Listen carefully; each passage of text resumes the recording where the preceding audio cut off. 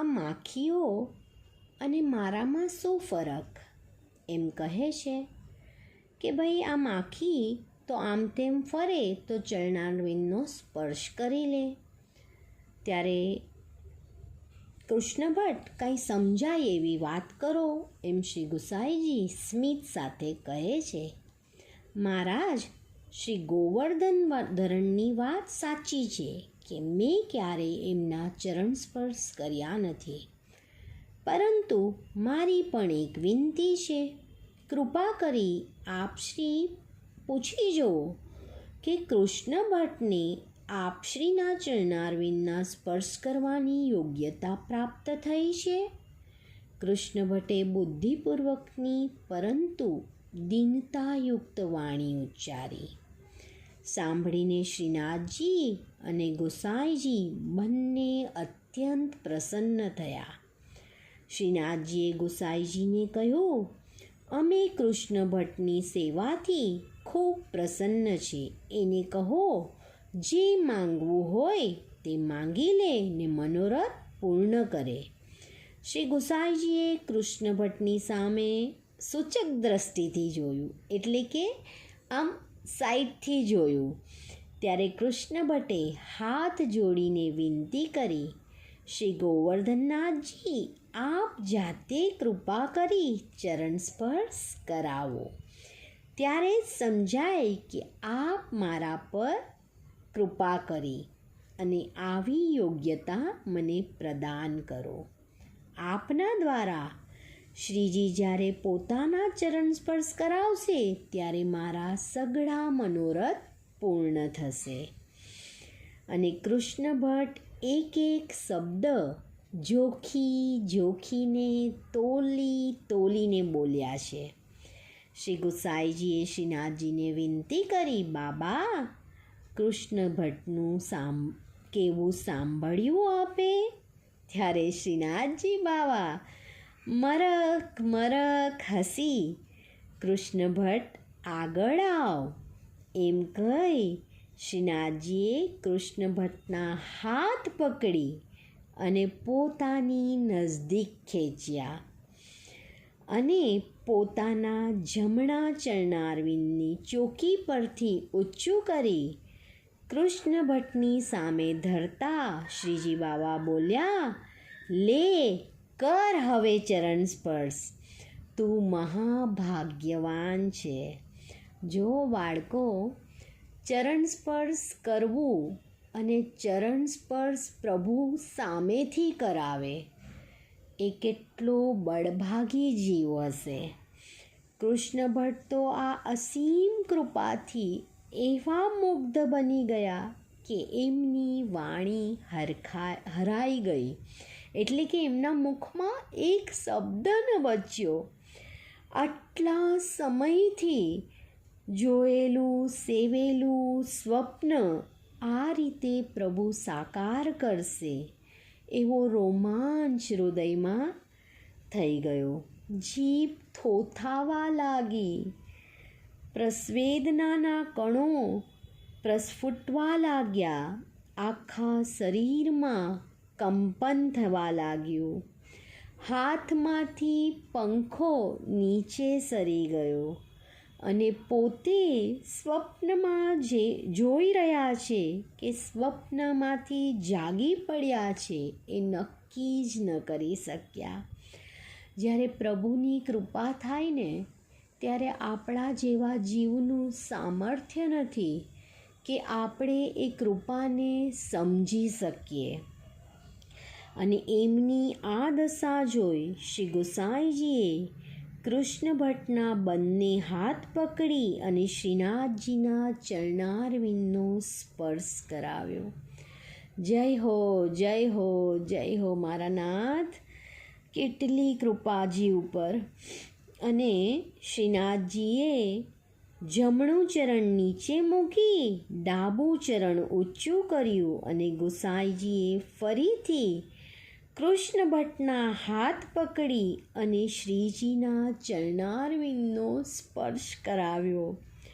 કૃષ્ણ ભટ્ટને ગળે આનંદનો અતિરેકનો ડૂમો ભરાઈ આવ્યો. બુદ્ધિનું પ્રાધાન્ય ભોગવનાર કૃષ્ણ ભટ્ટ પર અત્યારે હૃદયવાદનું સામ્રાજ્ય છવાયેલું હતું અને એ જ એમનું અસલી સ્વરૂપ હતું. ભગવત કૃપા હૃદયવાદીઓ પર વિશેષ પ્રમાણમાં થતી હોય છે. અટક રહ્યો રસિકન કે મન મેં, રસિકજનોના મનમાં જ રસિકવર અટકેલો હોય છે અને એટલે જ રસિક ભક્તોના મનમાંથી રસપ્રચુર સરસ વાતો પ્રગટિત હોય છે. કૃષ્ણ ભટ્ટ શ્રી ગુસાઈજીને સાષ્ટાંગ દંડવત પ્રણામ કર્યા અને પોતાના હાથે પોતાના નેત્ર અને હૃદયને લગાડ્યા અને ઊભા થતાં ગડગડા થઈ અને ગુસાઈજીને વિનંતી કરી, હે કૃપા સિંધુ, આપની પાસે આજે સામે ચાલી અને હું કંઈક માંગું અને આપ મારા પર એ કૃપા કરો. અરે આપને તો સર્વસ્વ મળી ગયું, પછી હજી કઈ વાતની કમી છે? આમ શ્રી ગુસાઈજીએ પૂછ્યું અચરજમાં. ત્યારે એ કહે છે, બસ એક કમી રહી ગઈ. આપે સર્વસ્વ તો આપી દીધું પ્રભુ, પણ ખત પત્ર નથી કરી આપ્યું. આપ એવા આશીર્વાદ આપો કે જેથી કરીને ગોવર્ધનનાથજીના ચરણારવિંદ સદા સર્વદા મારા નેત્રમાં અને હૃદયમાં બિરાજમાન રહે. બસ આપ દાન પર આટલી દક્ષિણા આપી દો અને આપનું ખતપત્ર શ્રી ગોવર્ધનનાથજીના ચરણારવિંદમાં મારા હૃદયમાંથી ખસવા ન જોઈએ. કૃષ્ણ ભટ્ટ, તમે તો બુદ્ધિના સીમડા ઓળંગી ગયા. તમે ભાવનાના ઉચ્ચતમ શિખરે જઈ પહોંચ્યા છો. તમે રસોદધીના રસાતળ સુધી ડૂબકી મારી આવ્યા. ધન્ય છે તમારા પિતાને, ધન્ય છે તમારી જનેતાને. આજે બાપ કરતાં બેટા સવાયા થઈ ગયા. તથાસ્તુ કૃષ્ણ ભટ્ટ, તથાસ્તુ.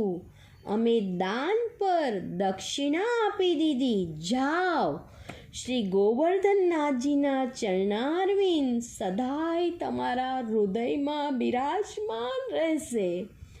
અતિથિ વૈષ્ણવની તમે જે સેવા કરો છો અને બહુ અમૂલ્ય ફળ તમે આજે પામી ગયા.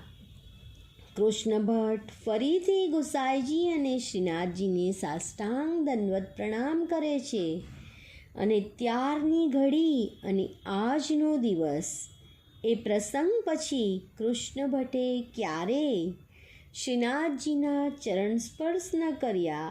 અમૃતનો જે ઘૂંટડો હોય ને, કંઈ ઘડા થોડા એના ભરાય. રોજ ચરણ સ્પર્શ કરી એમને માખી નહોતું બનવું અને રોજ પોતાની યોગ્યતાનું પ્રમાણપત્ર મેળવવા શ્રીનાથજીને પરિશ્રમ પણ નહોતો કરાવવો.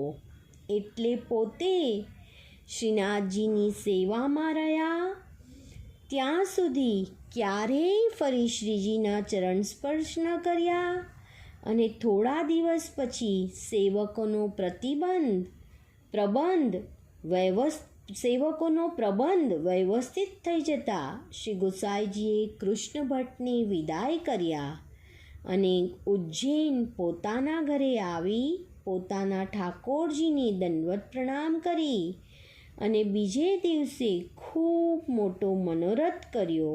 પોતે જીવ્યા ત્યાં સુધી શ્રીનાથજીના ચરણ સ્પર્શનો અમૃત ઘૂંટડો બૂંદ કરીને પીતા રહ્યા અને હૃદયને એમાં તરબોળ કરતા રહ્યા.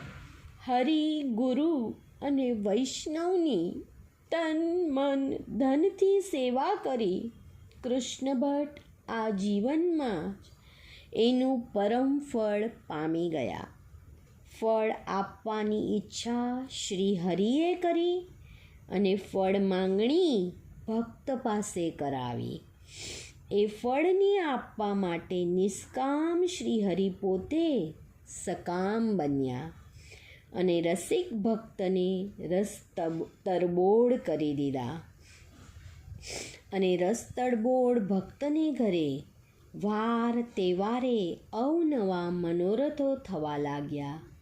અને મનોરથોમાં વૈષ્ણવ ભેગા થતા અને વાતમાંથી વાત નીકળી અને નવીન મનોરથો માટે પ્રસ્તાવ મુકાતા જતા. અને સર્વ વૈષ્ણવ ભેગા મળી કૃષ્ણ ભટ્ટની વિનંતી કરી અને સર્વ વૈષ્ણવ આ રીતે ભેગા મળી અનેક મનોરથો આગળ કરવા લાગ્યા. તો કૃષ્ણ ભટ્ટ આવા શ્રીજી બાવા અને શ્રી ગોસાઈજીના કૃપાપાત્ર ભગવદીય વૈષ્ણવ હતા.